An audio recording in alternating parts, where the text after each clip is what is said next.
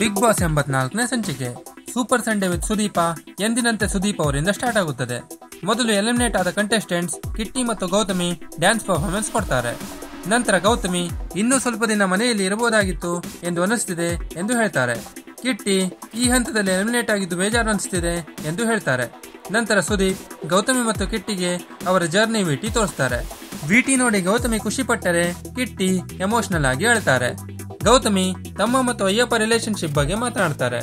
ತಾನು ಮತ್ತು Ayyappa good friends ಎಂದು ಕ್ಲಿಯರ್ ಮಾಡ್ತಾರೆ. ಕಿಟ್ಟಿ ಮನೆಯಲ್ಲಿ ತಾನು ಯಾವ ಗ್ರೂಪಿಸಂ ಮಾಡಿಲ್ಲ ಎಂದು ಕ್ಲಿಯರ್ ಪಡಿಸ್ತಾರೆ.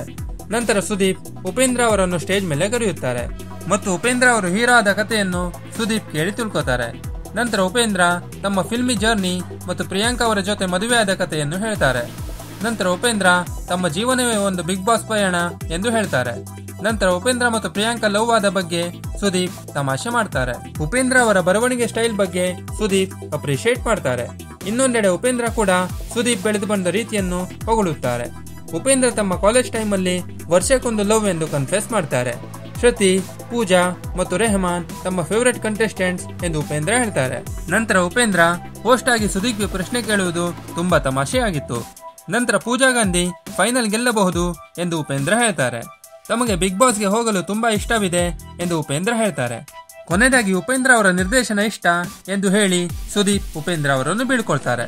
ನಂತರ ಫೋನ್ ಬೂತ್ ಟಾಸ್ಕ್ ಇಷ್ಟವಾಗಿಲ್ಲ ಎಂದು ಗೌತಮಿ ಹೇಳ್ತಾರೆ. ಇನ್ನೊಂದೆಡೆ ಆಳು ವರ್ಷ ಟಾಸ್ಕ್ ಇಷ್ಟವಾಗಿಲ್ಲ ಎಂದು ಕಿಟ್ಟಿ ಹೇಳ್ತಾರೆ. ನಂತರ ಕಿಟ್ಟಿ ಚಂದನ್ ಮತ್ತು ಅಯ್ಯಪ್ಪಗೆ ಟಿಪ್ಸ್ ಕೊಡ್ತಾರೆ. ಗೌತಮಿ ಕೂಡ ಚಂದನ್ ಮತ್ತು ಶ್ರುತಿಗೆ ಟಿಪ್ಸ್ ಕೊಡ್ತಾರೆ. ಗೌತಮಿ ಮತ್ತು ಕಿಟ್ಟಿಯ ತಾಯಿ ತಮ್ಮ ತಮ್ಮ ಮಕ್ಕಳ ಜರ್ನಿ ಬಗ್ಗೆ ಮಾತನಾಡ್ತಾರೆ. ನಂತರ ಆನಂದ್ ಗೆಲ್ಲಬಹುದು ಎಂದು ಕಿಟ್ಟಿ ಮತ್ತು ಗೌತಮಿ ಹೇಳ್ತಾರೆ. ಅಯ್ಯಪ್ಪ ಪ್ಲೇಯರ್ ಎಂದು ಗೌತಮಿ ಮತ್ತು ಕಿಟ್ಟಿ ಹೇಳ್ತಾರೆ.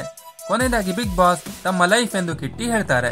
ಗೌತಮಿ ಬಿಗ್ ಬಾಸ್ ತಮಗೆ ಒಂದು ಸುಂದರ ಪಯಣ ಎಂದು ಹೇಳ್ತಾರೆ.